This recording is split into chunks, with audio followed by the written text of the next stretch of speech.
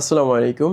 এই ভিডিওটি আমার এক কাছের ভাইয়ের জন্য করা, যাকে হয়তো আমি সামনাসামনি অ্যাডভাইস দিতে পারি না বা পারবো না, কারণ আমি নিজেকে অতটা যোগ্য মনে করি না। বাট যেহেতু আমি আমার ভাইকে, আমার ভাইদের আল্লাহর উদ্দেশ্যে ভালোবাসি, তাই তাদের জন্য এবং এমনকি আমার জন্য এটা একটা অ্যাডভাইস। আর অ্যাডভাইসটা আমি দিতে চাই আমার একটা স্টোরি থেকে। সেটা হচ্ছে, আমি যখন আল্লাহর পথে, আল্লাহর তৌফিকে, আল্লাহর হেদায়েতে যখন নামাজটা শুরু করি, নামাজ পড়াটা জাস্ট শুরু করি, তখন আমি বাসায় ১-২ ওয়াক্ত দিয়ে শুরু করেছিলাম। আমার মনে আছে, যখন মন চাইতো তখন পড়তাম।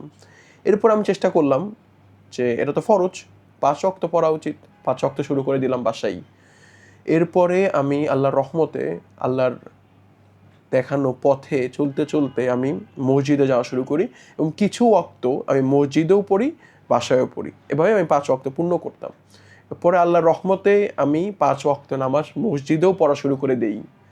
তো এইটা যেভাবে আমি প্রোগ্রেস করেছি, সেভাবেই কিন্তু আবার ডাউন হতে পারে।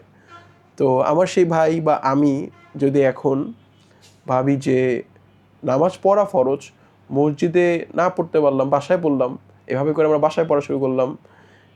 আস্তে আস্তে আমরা একটা দুইটা বাদ দিয়ে দিলাম, আর এরপরে গিয়ে দেখা যাবে যে আমরা নামাজই পড়ছি না। আর তখন যখন আপনাকে বলা হবে যে আপনার কি হলো, নামাজ পড়ছেন না কেন, তখন আপনি নিজেও এটার উত্তর পাবেন না। কারণ শয়তান আপনাকে এভাবেই অ্যাটাক করে। শয়তান হুট করে বলে না যে নামাজ ছেড়ে দাও, হুট করে বলে না যে একটা বড় পাপ করে ফেলো, শিরক করে ফেলো। আস্তে আস্তে আপনাকে ভুল পথে নিয়ে যায়।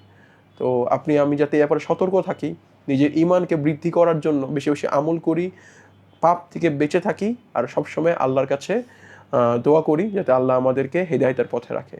রব্বানা রব্বানা লা তুযিগ কুলুবানা বা'দা ইয হাদাইতানা ওয়া হাব লানা মিন লাদুনকা রাহমা ইন্নাকা আনতাল ওয়াহ্হাব। সবাই ভালো থাকবেন। বারাকাল্লাহু ফীকুম।